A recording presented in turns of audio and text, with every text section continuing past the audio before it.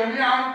وبرنامج اللقاء أولا موضوعين أساسيين وموضوع على الهامش.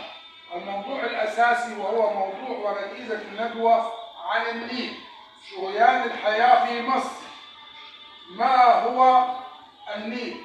ولماذا سمي النيل؟ وما هي دول المصب وأيضا دول المنبع؟ وما هي اتفاقيات النيل؟ وماذا يصنع النيل في المصريين؟ وهل يستطيع المصريون أن يعيشوا بدون نهر النيل؟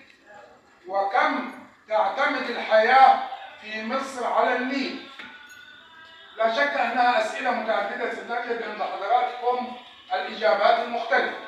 وسيكون الموضوع الثاني وهو أيضا موضوع هام، حفل توقيع لمسرحية كوكب دي، وهي آخر مسرحيات الكاتب الكبير الأستاذ الدكتور خالد بشاحي، حيث كتب العديد من المؤلفات. كتب سيناريو المخاوي وسيناريو الفستان وحكايات الساحة، مجموعة قصصية رائعة من 5 قصص، وأيضا حكاية الساحة الجزء الثاني من 5 قصص. ثم دخل في المسرح وكتب مسرحية الصياد، ثم مسرح كوكب دي. إنه كاتب متعدد المواهب، يتميز بأسلوب رائع في الدقة والأسلوب، سيأتي إلى حين أثناء التقديم.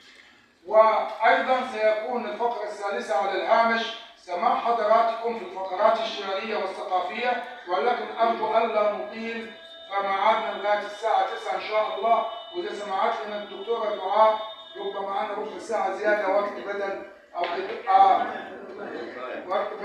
قطع.